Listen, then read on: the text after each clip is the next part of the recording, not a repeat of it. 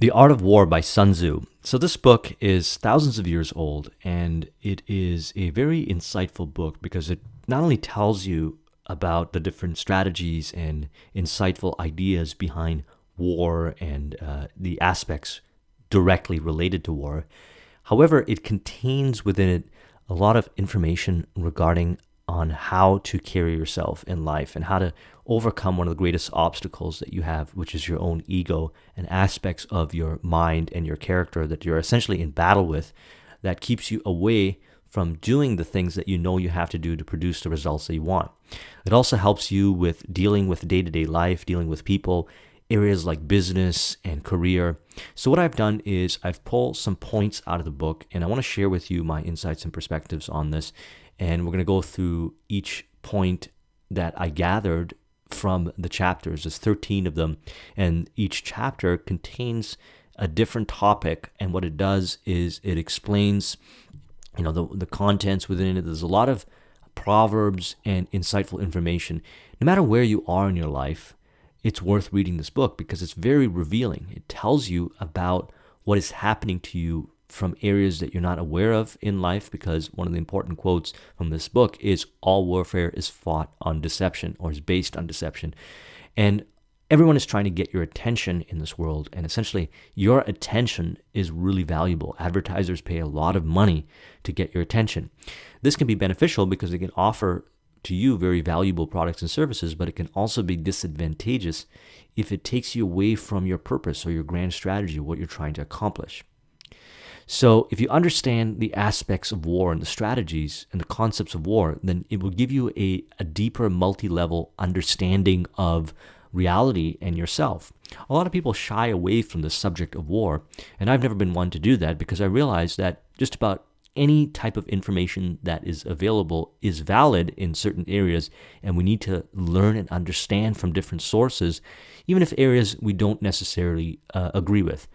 There's a lot of different nuances and understandings, but the important thing is we have to make peace with what we're reading and who we are as a person, and one of the best ways to do that is to study very polarizing subjects. So if you're not a kind of person that studies war, for example, or you are opposed to war, then it's actually worth reading the war manuals because you'll gain a lot of insights to yourself. There's a saying that goes, what you resist persists. So the more you try to avoid studying certain subjects like war, the harder it is for you to overcome the certain aspects of yourself that the strategies of war and the concepts covered within this book can help you overcome so you can reach an even higher level.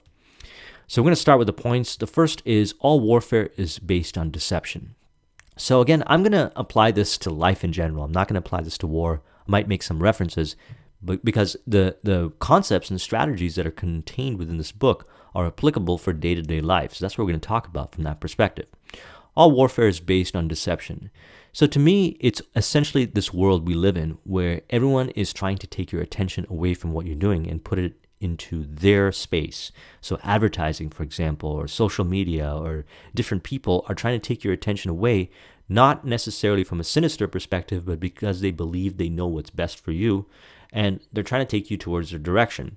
Now, this can be advantageous or disadvantageous. A lot of times with the distractions we have nowadays in the realm of work, for example, career and business, they're not very advantageous. And even though the other person will tell you it's advantageous, you in your heart know it's not advantageous. So what you have to do is you have to put processes and systems in place to prevent your attention from going in a different direction. And part of that is the understanding that all warfare is based on deception.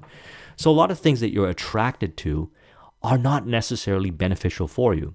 If you see a very attractive person, someone that you're very attracted to, understand something that's only the surface what you see. There's probably a lot more to them and a lot more aspects to who they are that actually might not be beneficial for you. Okay, so this can be true and it can be false also. But you got to look at where you're being deceived from seeing reality, from seeing the truth. And it's usually the things that trigger our fears and insecurities that pulls us towards a negative direction or in a direction that's not favorable to us. Next, attack him where he is unprepared, appear where you are not expected. So again, when you look at software or certain kinds of apps and Facebook and things like that, they really understand this concept, and they're really trying to, you can say, attack your mind and get you to go in a different direction when you are unprepared. So the key is to set up things in your environment to avoid distraction, to place yourself in environments that motivate and encourage a high level of focus, from preventing yourself from being around people that essentially are looking to exploit you in a way that's not beneficial for you when you are unprepared. People are not going to attack you where you're strong. Your mind is not going to be penetrated where you're strong. It's always going to be in your weak areas. And it's going to appear when you are not expecting it to appear. So the important thing to understand is to look at all the different scenarios and situations in your life where you are unprepared and where you're not expecting distractions and things that will move you in a different direction, again, based on deception, and figure out how you can remove those so you can focus on what really matters to you. If your opponent is choleric temper, seek to irritate him, pretend to be weak, that he may grow arrogant. So again, one of the things that takes us away from what we are trying to do is emotions. People target our emotions. Advertisers target our emotions. Everything is designed to target your emotions. And one of the most powerful emotions is anger and irritation. So if people are angering you or irritating you, take a step back and understand that they may or may not be aware of what they're doing, but the bottom line is that it's impacting you. So that what you have to do is remove yourself from those situations. Again, pretend to be weak that he may grow arrogant. So another thing is that on the offensive side, you want to be humble. You want to be a kind of person that is very, pragmatic and going about your day-to-day activities, because then what happens is that those that are sinister and out to get you, they're going to grow arrogant. They're going to create a false sense of identity that they're winning and so forth, and that's going to eventually take them down. Now, that's actually a good thing, because when somebody does not get results based on reality and they get results based on arrogance and egotistical reasons, then that's not serving people and they need to go down. And one of the ways that you can facilitate that in a way that doesn't necessarily cause you to fight a battle with them is to be humble. Hold out baits to entice the enemy, feign disorder, and crush him. Again, people are using bait to try to lure you in a different direction. Now, I'm not saying these things to make the world seem like it's a negative place. That's not what I'm saying. The reality of these things do exist, and what we have to do is proactively be responsible for protecting ourselves or protecting our attention in different areas that are important to us, and understand when we're being baited by the enemy, because the bait is going to take you astray. It's going to lead you astray. Next, waging war. In war, then let your objective be victory, not lengthy campaigns. So this is applicable in a lot of areas of life. For example, in business, one of the things that I see people do in business is they create these lengthy campaigns, these lengthy business objectives that take forever to implement, and projects that are very complex, and it prolongs the victory. Or even if they get there, they screw it up because there's so much complexity to it, and they don't end up actually getting the victory. They end up losing. So the ideal scenario is quick campaigns that are designed to victory, one of the quickest routes to the end result. I remember I was at an event and I heard Damon John speak, who's the founder of Fubu, and he said he tries to be one step away from the money, which essentially what that means is that, and he's an investor, he's looking for businesses that are quick and efficient to produce the outcome. Okay, so you see the application here? And it's not about creating these lengthy processes and lengthy steps to get to the end result, because that just adds unnecessary complexity, but for looking for the quick end result through a short and efficient campaign. Now, this doesn't mean get rich quick or something that is essentially a trick that is not sustainable. There's a balance here, but it does mean that you can simplify the process and it doesn't have to be as lengthy as it should. Next, attack by stratagem. Thus, we may know there are 5 essentials for victory. He will win who knows when to fight and when not to fight. So essentially what that means is conserve your energy. Live to fight the battles that are worth fighting. Don't give your attention onto things that when you win, they're just for egotistical reasons. They're not actually moving your objective forward. He will win who knows how to handle both superior and inferior forces. So understand that some people are superior and some are inferior. You need to be able to work with those energies to move your strategy forward.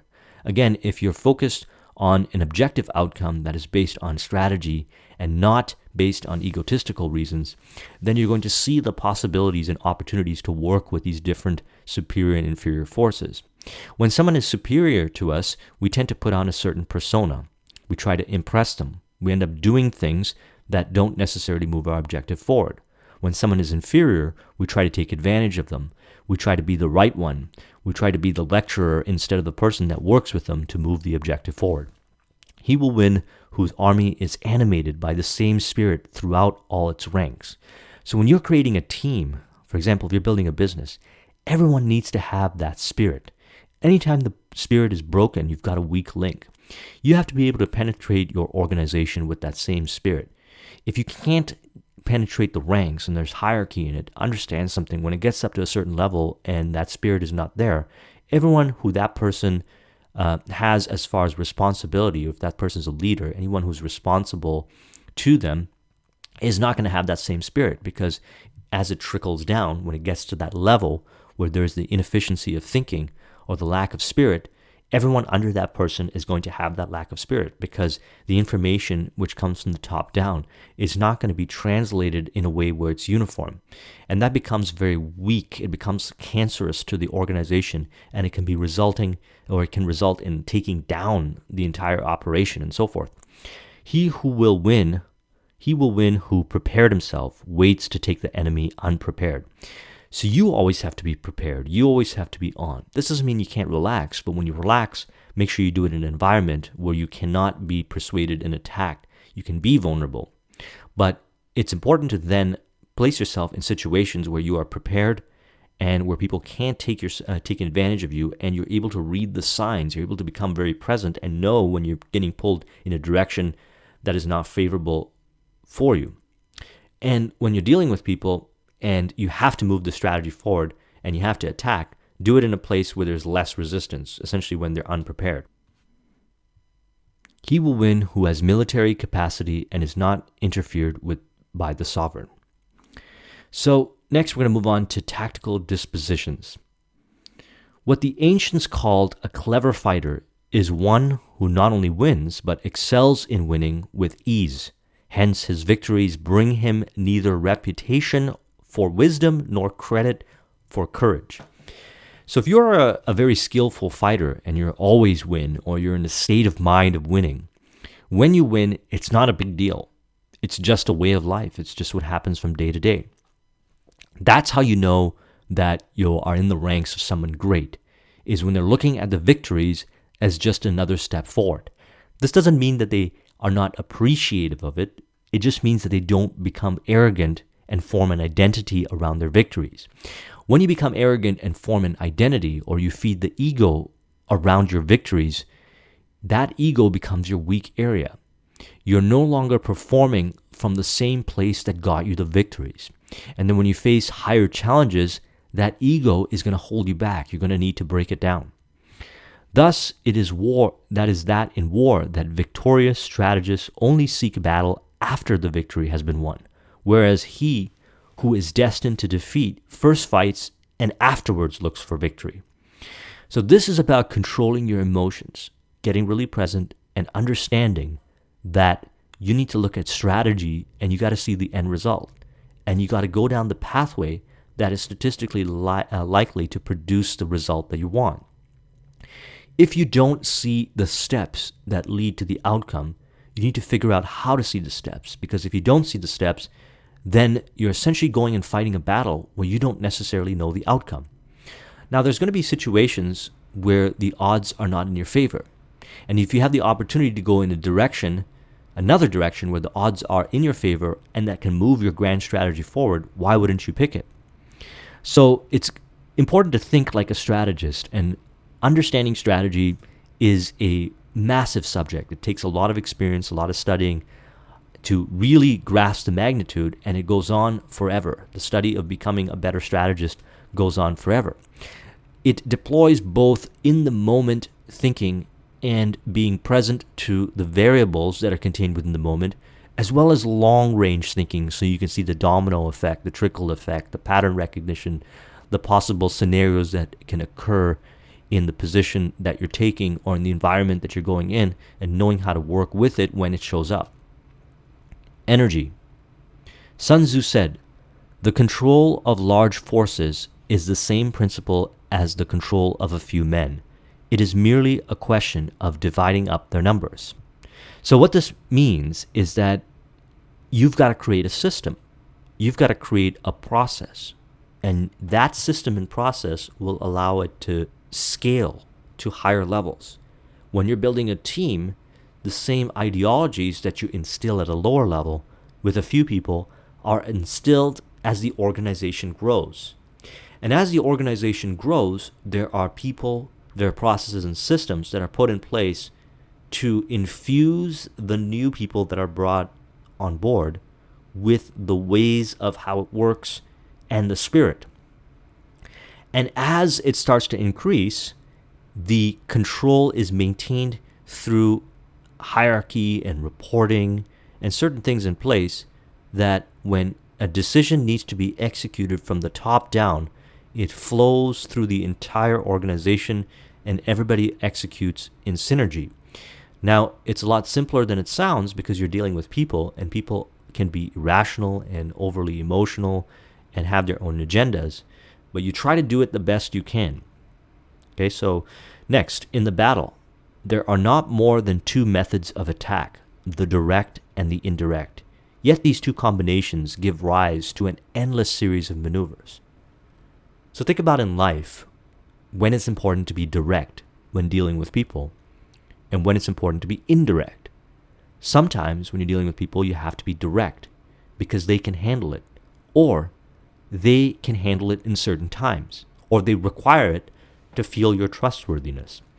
But in other times, it's important to be indirect because by being indirect, you give them some space. You help them understand things in a level where they figure it out on their own. One of my favorite sayings is, "Let the thoughts you are provoking come to them as if they were their own." That's done through indirect methods. Through indirect methods, you're not being manipulative, but you're rather just being supportive. You're stepping back and understanding that people are in different levels.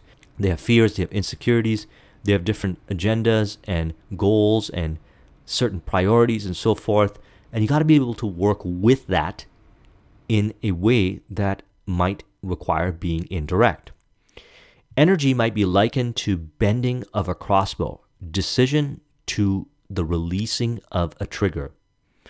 So energy is essentially a lot of presence, a lot of awareness, and a buildup of focus. And then you're able to look at what you're trying to accomplish and releasing that buildup of energy. You have to be able to feel it. You can feel the energy. A lot of people nowadays are not really becoming present to the energy of their environment, the energy when it comes to dealing with people. It's almost become kind of a far out concept, but it really isn't. You can feel when somebody has good energy, charismatic energy, negative energy. You can feel it, and you can get better at feeling it. And within yourself, when you've got focused energy or powerful present energy or energy that's very positive or it's purposeful, you can allow that energy to build up so it intensifies. And then when it's time to make your move, you can release and infuse that move with your energy. Amid the turmoil and tumult of battle, there may be seeming disorder, and yet no real disorder at all. Amid confusion and chaos, your array may be without head or tail, yet it will be proof against defeat. So, when you look at an environment, a marketplace, life in general, you'll tend to notice chaos. You will see disorder. Things won't make sense. Understand something, that within that chaos, there is a process. There is order. Your goal as a strategist is to be able to see order through the chaos, not be pulled in through the chaos. I know people that consider themselves to be strategists, but they're not able to hold composure during tough situations, or they might be at a level where they are not able to be a strategist. So the way I look at it is different levels require different levels of strategic thinking. Different kinds of chaotic environments require different strategists. Someone who's a grand strategist, someone at a really high level, is able to maintain their presence of mind and see the process in the chaos. And they're able to take what they see and translate it into the maneuvers that they get their team to do. This is something that is very apparent in people that have a lot of experience. There's a concept, a German military term called Fingerspitzengefühl. Essentially what it means is fingertip feel. And essentially it's the ability to feel the environment that you're in. And while you have a lot of different strategies in your mind, while you have a lot of different tactics, based on the environment and what you feel, be able to deploy the right strategy to move it forward, to move the objective forward. This comes through experience. Those that were masterful war generals were said to have possessed Fingerspitzengefühl. So what you need to realize is that you need to train yourself so that when you are in chaos, you can maintain presence of mind. One of the best ways to do it is to place yourself in chaotic situations. A lot of people try to avoid chaotic situations, but what you should do is systematically and strategically and intentionally place yourself in chaotic situations so you could see the process that exists within the chaos. Next, weak points and strong. Sun Tzu said, "Whoever is first in the field and awaits the coming of the enemy will be fresh for the fight. Whoever is second in the field has to hasten to battle, will arrive exhausted. Therefore, the clever combatant imposes his will on the enemy, but does not allow the enemy's will to be imposed on him." You have to be prepared, organized, and show up to your engagements and things that you do with a vibe and an energy of you controlling the dynamics. If you show up with a vibe of not having control of the dynamics and the other person shows up with a strategic, clear thinking mind to control the dynamics, then you are at the mercy of them because they will exploit your weaknesses. They will exploit the areas that you're weak at. Now, the key to this is to schedule things, is to pre-plan things, is to think long range and look at all the possible different scenarios that could show up that could hinder what you have to do or that could throw you off, and then plan accordingly. You have to be able to show up and prepare for whatever it is, the negotiation, the meeting, the discussion, the business, the whatever it is, by preparing yourself for that interaction by doing things prior. It could be like working out, exercise, eating healthy, a lot of different things. I don't know what the routine is. For different scenarios, it's different things. But if you come prepared to play, then you're going to be more advantageous than people that don't. What I find in the business world is that people show up unprepared far more often than they should. And they go unprepared not just because, they might have like the minutes or whatever else, the points of the meeting, but they're unprepared emotionally. They get in an argument with their spouse or boyfriend and girlfriend. They're having road rage as they're driving to the client meeting and so forth. There's a lot of different scenarios that throw them off, and that's part of the preparation.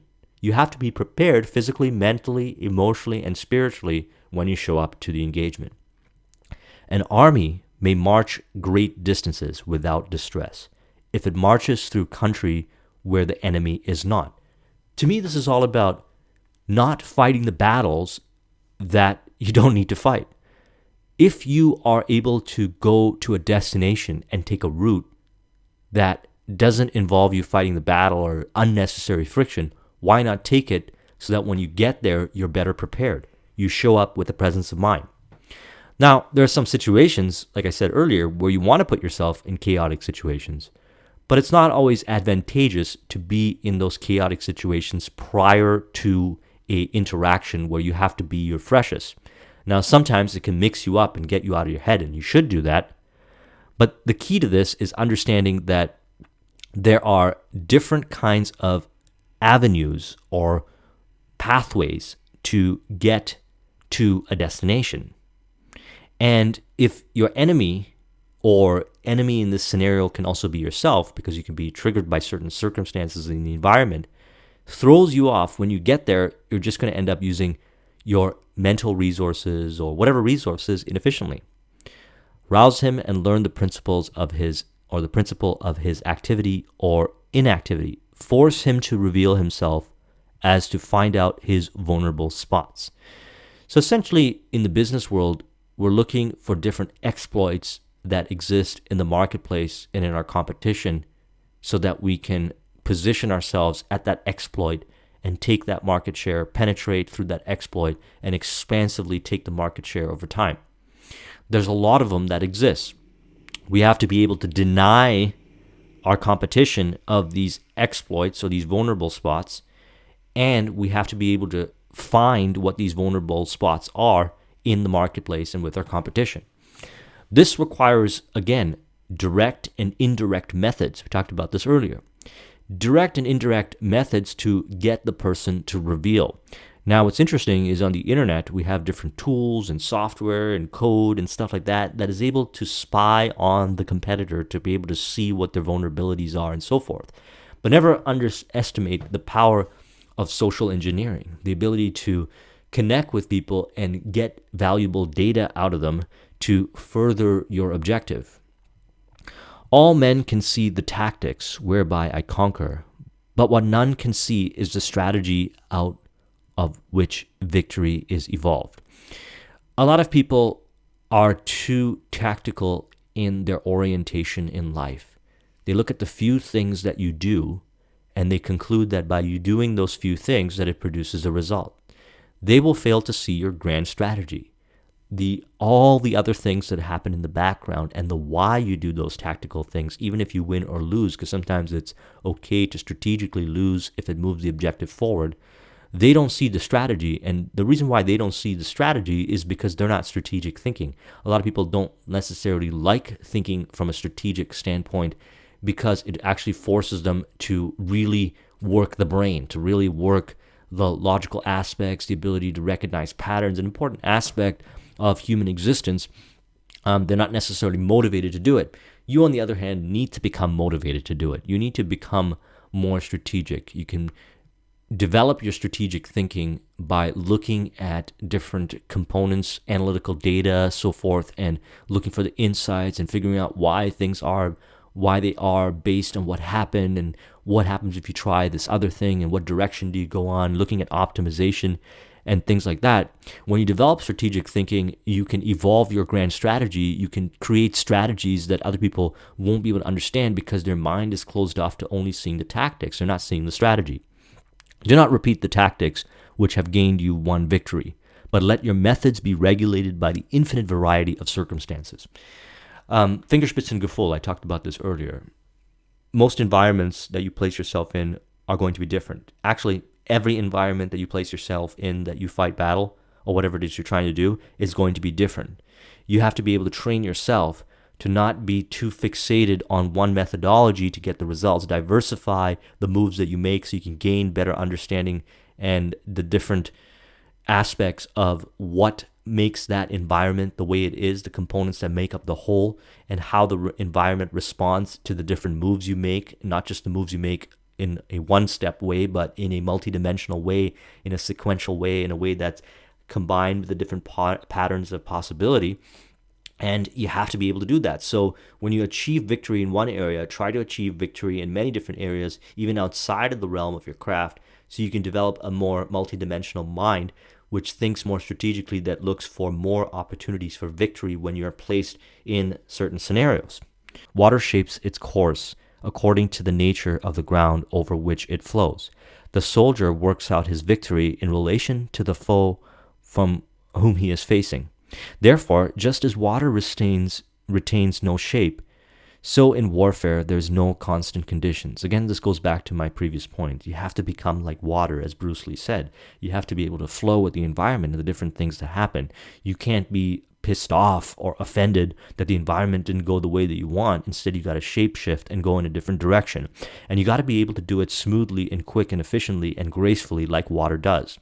And water is a very powerful force because you cannot block the buildup of water pressure over time. It will break through unless you've got a wall or a dam that's strategically, or not strategically, but more powerful to hold it in. But if the pressure builds up greater than that, then it's going to break through. So now the key to important aspect to understand is that if you become like water, you essentially flow. And what you're flowing is against the variables, against the exploits, against the competition and what people are trying to do to you. And you're moving around it, you're moving above it, you're moving below it, you're moving sometimes through it as you move as a force. And you're okay with it. You're not being offended when things don't go your way. You're quickly collaborating, or calibrating, I should say, to the environment. And it's because of Fingerspitzengefühl. We're not fit to lead an army on the march unless we are familiar with the face of the country, its mountains and forests, its pitfalls and precipice, its marshes and swamps. Familiarizing yourself with the terrain and your environment as much as you can is very important. This doesn't necessarily mean you overthink it and you dedicate all your time to familiarizing yourself before you take action. But instead, it's worth developing the ability to familiarize yourself in the environment by taking action, because there's way more dynamics at play. Sometimes the environment responds to certain actions that you take. So what happens is by doing that action, you stir up the environment and you see a certain kind of response. So by analyzing the terrain and everything, and then seeing how everything responds based on different kinds of actions, you're able to come up with different combinations and permutations to deploy as far as strategies towards your objective outcome. Let your plans be dark and impenetrable as night, and when you move, fall like a thunderbolt. So to put up unnecessary resistance, or to remove unnecessary resistance, work in the backgrounds, reveal very little of what you're trying to do, because what you're trying to reveal to somebody, or what you're revealing to somebody, will be used against you by your competition. So when you work in the background, you're being humble, you're looking at your outcome, and you're focused on the outcome, and you're not interested in what other people think of you or how you look to others. Instead, you do your daily disciplines, you do your work, and it's done in silence, in quiet. And it moves forward what needs to move forward to make the outcome possible. And what needs to be revealed is revealed. So think about that for a moment. What you reveal should be revealed for strategic reasons, either for reasons to recruit more people into your objective, or to reveal certain kinds of stimulus to the environment in which you look at the response you get and you adjust from there, or to create a form of deception for your enemies who try to take you out. But the moves that don't need to be revealed happen in silence. Those are the ones that move everything forward. And as they move everything forward, essentially all the facade, all the surface level stuff is looked at the way it's supposed to be looked at, and it appears even to your competitors and your enemies that you're not making any progress, but it turns out that underground you're making a lot of progress. Now a soldier's spirit is keenest in the morning. By noonday it has begun to flag, and in the evening his mind is bent only on returning to camp. A clever general therefore avoids an army when its spirit is keen, but attacks when it's sluggish and inclined to return. This is the art of studying moods. So very self-explanatory, we've already covered that.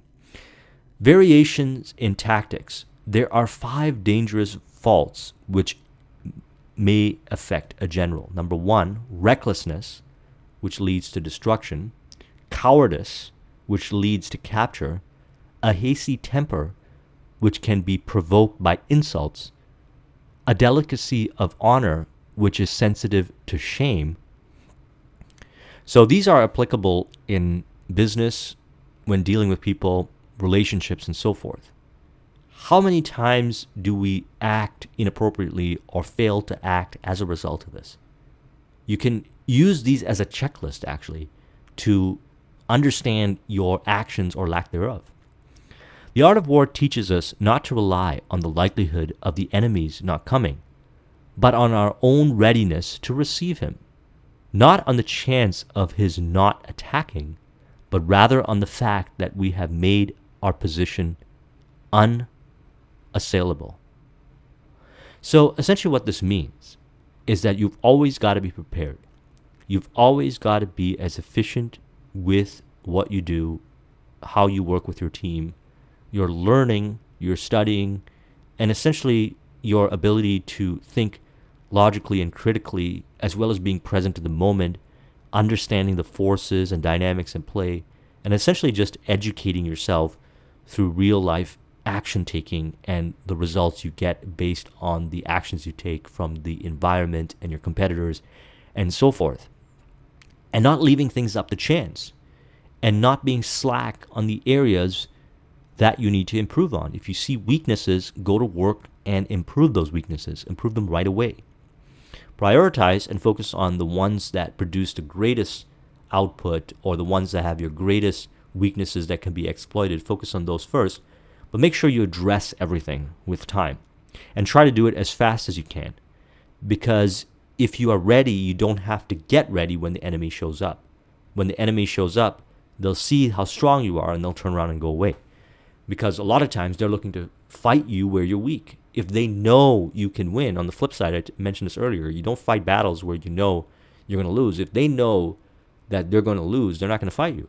And thus, your preparation, your discipline, and everything will prevent a lot of attacks that would have possibly come to you as a result, I should say, of all the preparation and proactiveness that you've taken in everything you do. Because I believe how you do one thing is how you do everything.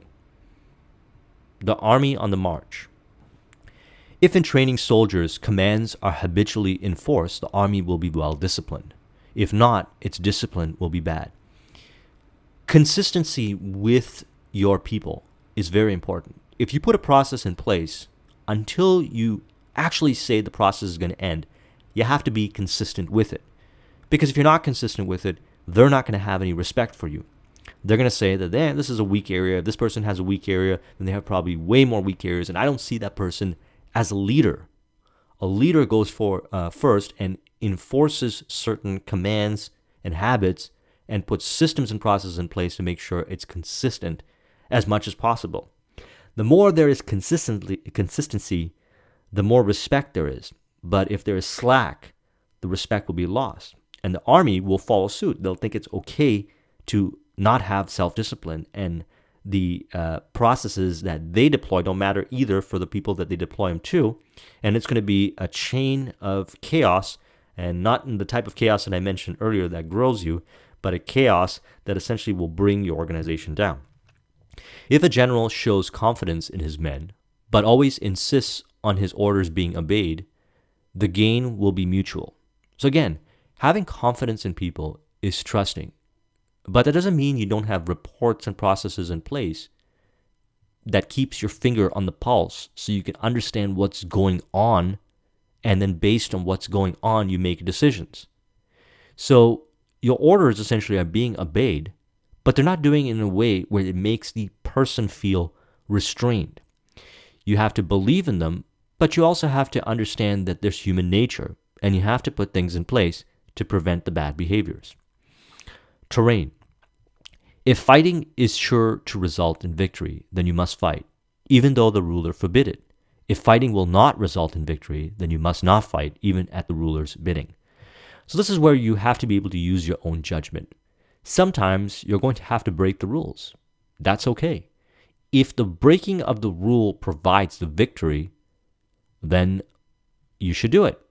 And if the breaking of the rule has no consequences, then you should do it. Now, there's many nuances to this, but that's essentially what it's getting at.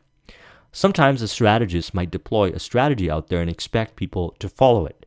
If a person is out in the arena, on the battlefield, and they've encountered a scenario which they feel that most likely the person who gave the orders, the strategist, couldn't see it, and they have to make a decision, and they know that by making the decision, it goes against the orders of the strategist, but however it creates a victory, then they should do it. And the strategist should be able to empower his people or her people to be able to make decisions on their own, if those kind of regards do show up. Regard your soldiers as your children, and they will follow you into the deepest valleys. Look upon them as your own loved sons, and they will stand by you even unto death. So this is important to treat people in your organization like a family. You have to be able to create that in your organization.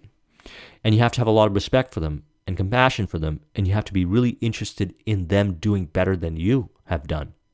And it's interesting because by having this kind of view where you want them to do their best, it's paradoxical because they might actually leave you, but because you've risen up so much that you care for their well-being, they probably won't leave you because they recognize that you are an inspirational source, a person in their life that actually really cares about them. And that's kind of rare in organizations because a lot of people who run organizations, they don't want people to leave because then they'll put all these systems in place to prevent people from leaving. It's like scarcity thinking. Essentially, they just want to keep people there, and that restrains them, and they don't feel like they're cared for. The people in the organization don't feel like they're cared for, and then what happens is they do end up leaving. It ends up becoming a self-fulfilling prophecy. However, the paradox of wanting the best for your people, even more so that if they leave you, you will still be happy for them, grows and builds the organization to such a high level that they can't leave you. And if they do leave you, they'll figure out some partnership with you in which both parties will win. Hence the saying, if you know the enemy and know yourself, your victory will not stand in doubt. If you know heaven and you know earth, you may make your victory complete. This is again about knowing what battles you should fight, studying the components of your enemy, your competitors, etc., and understanding where your strengths and weaknesses are, and focusing, if you're going to battle them, on their weaknesses with your strengths, understanding what your weaknesses are, and they're going to essentially attack your weaknesses with their strengths to put up defensive or deceptive methods to deflect the awareness on your weaknesses and put that awareness on your strengths. So they try to attack you with arrogance on your strengths, but meanwhile you're strong there because you have essentially smoke screened them to go in a different direction. That is all the kind of things that's important to understand prior to getting into battle, prior to going into the environment. Now, a lot of times you can't get all that data, but the objective is to get as much of that data as possible. And if you need to fight a battle, try to put it more in your favor as possible. And that comes as a result by knowing yourself, your strengths, your weaknesses, your people, and so forth, that go to battle with you, and that same of the opponent. The 9 situations. Throw your soldiers into positions where there's no escape, and they will prefer death to flight. If they face death, there's nothing they may not achieve. Officers and men alike will put forth their utmost strength. This is called the death ground strategy, and the death ground strategy is something we can actually do for ourselves. We can take ourselves from the comfort and luxury of escaping out of the battle and actually place ourselves where we have to make out victorious. We have to be victorious or we end up perishing. Now, you could do this through accountability. One of the things that I like to do is if I don't complete my list of tasks in my business, for example, by the end of the day that have been outlined at the start of the day, then I have to donate a certain amount of money to somebody. A lot of different things that you can do that essentially causes you to feel the burn if you don't, if you're not able to achieve the outcome, and thus it'll motivate you and force you to do it. And you can be very creative with this, but we have to have something like that if we find ourselves constantly not hitting our objectives. Prohibit the taking of omens and do away with superstitious doubts. Then, until death itself comes, no calamity need be feared. So one of the things that I like to do is avoid any type of superstitious doubts. If something is superstitious and it's going to help me think more empowered and it's going to move me forward, then I'm going to accept it. But if something says that I can't do what my grand strategy or my purpose in life is to be, I'm not going to believe it. And the reason why I'm not going to do that is because it distorts the mind. It's essentially a weakness. When your brain is injected or infiltrated with a doubt or an idea that you can't achieve the outcome that you want by somebody else or the environment, then what will happen is that you're going to look for ways to not get the outcome that you want. So it's good to make sure that you only internalize the concepts that ensure you victory while being aware of the things that could hold you back or that could stand in your way, but not becoming doubtful of yourself as a result of them. Next, by altering his arrangements and changing his plans, he keeps the enemy without definite knowledge. By shifting his camp and taking circuitous roads, he prevents his enemy from anticipating his purpose. So essentially what this means is that you have to be able to constantly switch up the routine that you have in place if you're in a very competitive environment. If you have a lot of people that are trying to take your position, or if you have a lot of people that are trying to take you out, not in a positive way, then switching up your things that you do, your routines, your plans, and everything like that will mix up your enemy. They won't be able to figure you out. And you might want to deploy some smokescreen strategies so that they think that they figured you out from a certain place, only to have them be led astray and wasting their time, essentially, while you're actually making the moves that you need to make. This goes back to what I talked about earlier, where you have to be humble and not look for validation and certain kinds of approval from the environment and so forth. You're essentially looking for objective data to help your strategy move forward. And as a result of that, you're going to have no need to want to impress people and do things in an environment where people can see in a conspicuous way. Instead, you're going to do it underground where people can't see, and they're only going to know what you want them to know about you or what they need to know about you, depending on what your strategic outcome is. But your real grand strategy is done in silence, and people can never figure you out. Even if they try their hardest, they'll never be able to figure it out, because when you know they're trying to figure you out, you're going to give them certain information to lead them astray. If the enemy leaves a door open, you must rush in. So again, when it comes to marketplace, when it comes to competition, your job is to exploit it, and exploit it in a way, obviously, that's ethical, but exploit it when it's open. If you miss the opportunity, you might not get it again. Every market or every competitor, even yourself, it's very unlikely that you're going to be 100% spot on with everything you do. Like, it's very unlikely. So there are exploits. There are weak areas.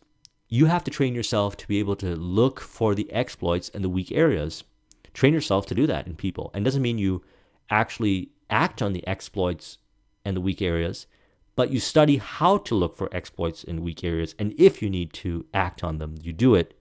If it's going to essentially hold you back, if that person's trying to hold you back, or if you need to so you can move the position forward, again, make sure that you're being ethical when you do this, because there's repercussions in areas like business and so forth.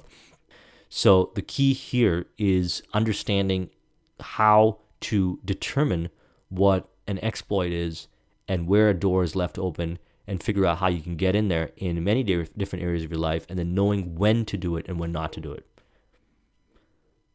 Next, the attack of fire. Move not unless you see an advantage. Use not your troops unless there is something to be gained. Fight not unless the position is critical. You have time, you have energy, you have opportunity cost, you have resources, and you have to be able to work with these. If you don't know how to work with them, you're going to exhaust yourself, and you're not going to achieve your grand strategy. Same thing applies to business. If you see an advantage, then you move forward. If you don't see an advantage, why would you move forward on that thing when there's probably other things that you can do that there is advantage? Try to focus on things that have the advantage and that require as minimum input that can produce maximum output as possible. Again, I talked about this earlier in the example when I brought up what Damon John said about opportunity. one step away from the money, in the sense that you're looking for opportunities that are not like get rich quick, but essentially opportunities that are arbitrage or that can easily be captured from the environment and executed upon, instead of creating this complex process and all these different things you got to do just to eventually and inevitably hit the same outcome or the same level of profitability that you could have hit had you had shifted your thinking more into a different direction where you move only on advantages. Okay, and again, your troops and your people are valuable resources. You have to be able to move towards an advantage as quick as possible so you can get that outcome, so you can gather more resources, so you can build your troops further, and then the same applies to them. You have to instill that philosophy in them. And a lot of times, fighting is not necessary. Sun Tzu talked about this. Even though this book is about war, essentially the ideal goal is to win the war without any casualties, or to win the war with the fewest amount of casualties. Not just, brute force go at it. This is strategy. Strategy is not done that way. So you don't need to fight battles unless it's absolutely critical, because those battles can be costly. And you only fight the battles if you know you're going to win, or the odds are in favor. If you have to fight a battle and the odds are not in favor, well, then maybe what you've done is you've not preemptively and proactively figured out all the dynamics at play that got you into that situation, and that could be too late. But that's why it's important to start now and work with what you have. Most likely we're not in a situation where it's do or die, and there's things we can do to prevent ourselves from being in a situation where it's do or die. So the key is to focus on that right now and place ourselves in as many situations where it's advantageous, but also in situations that we don't find ourselves in a critical need to fight. Again, if it is to your advantage, make a move forward. If it's not, stay where you are. One of my favorite sayings that I got when I was 24 years old from a very successful entrepreneur who was around that age, very successful. He said, "When in doubt, do nothing." And I've been reflecting upon that for many years. When in doubt, do nothing. And over the years, I tend to implement it more and more. And the reason why it took me so long to internalize it is because when you hear a very simple statement like that, oftentimes we overthink it and we add more complexity to it, and then we don't end up doing it. But then as you move up to higher levels and you can handle a higher level of complexity and you place yourself in different environments and you study these philosophies and you see how they work in the world and so forth, you realize that those very simplistic truths are oftentimes the way to go. So when you're in doubt, there's probably some aspect of whatever it is that you want to do that you're not analyzing or figuring out or being aware of, that essentially, if you execute upon it, it's not going to result in a favorable outcome. So what I try to do is I try to place myself in as many situations that if I execute upon them, there's no doubt. But if there is a doubt, I don't execute upon it, because in any given moment of time, you could either go left or right. Okay, you're right now listening to this, you could stop and do something else, or you could do something outside of whatever else you were going to do. There's only few choices that you can make, but each of those choices have a trickle effect of other choices and so forth. So there's no point in doubting something and sitting on that doubt, because it just burns the mental resources. Instead, it's better to be analytical about it and think about what the implications are and so forth. But just simply doubting something and executing upon it, when there are things that you can execute upon that have no doubt, that are no-brainers, that will produce a result, isn't it better to do that? Use of spies. Knowledge of the enemy's dispositions can be obtained from other men, hence the use of spies, of whom there are 5 classes. Local spies. Having local spies means employing the services of the inhabitants of a district. Inward spies. Having inward spies, making use of officials of the enemy. Converted spies. Having converted spies, getting hold of the enemy's spies and using them for your own purpose. Doom spies. Having doom spies, doing things openly for purposes of deception and allowing our spies to know of them and report them to the enemy. Surviving spies. Surviving spies finally are those who bring back news from the enemy's camp. So different kinds of spies, and the spies essentially is designed to help you understand the enemy. Again, know yourself and know your enemy. Okay, you have to know yourself and you have to know who you're up against. Now, there's also the enemy within yourself, and figure out some creative ways to infiltrate the enemy within yourself, which is your own ego. Study yourself, and then study your external world. That's how you know yourself. That's how you know your external world. That's how you know the people. Because just as we go back to the beginning of the book, all warfare is fought on deception. So that means most likely you're being deceived by the people in front of you. And again, it's not about being paranoid, but rather being objective and focused and aware that these dynamics exist and it's a way of life. And if you want to rise up to higher levels of success, or you want to play in environments where there's high amounts of competition, understand that this stuff is being used. Don't be in denial about it, and then figure out ways to work with it so you can come out advantageous. The enemy spies who have come to spy on us must be sought out, tempted with bribes, led away, and comfortably housed. They will become converted spies and available for our own service. So again, know, just as you are deploying methodologies to research your competition, other people are doing the same to you. And there's many different ways of working with the people that they send to you so that they can give them misinformation or give you information from your competitors and so forth. Hope you enjoyed this video. There's a lot of information contained within this book, and I'm not doing it any justice by just sharing these high-level points. As you can see, we've been discussing for about an hour, and we've only covered like a handful of points here. And essentially, this book is something that you need to refer to as much as possible in different stages of your life to give you deeper level insights. There's a lot more of insights if you go and study this book. And again, like I mentioned in the beginning, studying war might not be in the top of the list for people. But however, I think it should be, because it reveals an important aspect of human nature.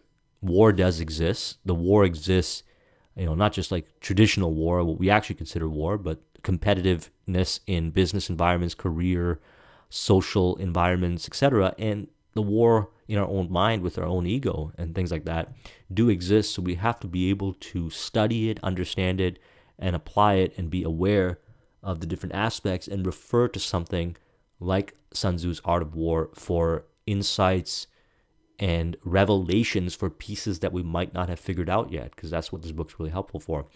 If you want a copy of this mind map, it's in the bottom of this video and the link in the description. Thank you very much for watching this video. Hope you enjoyed it. I will talk to you soon. Take care.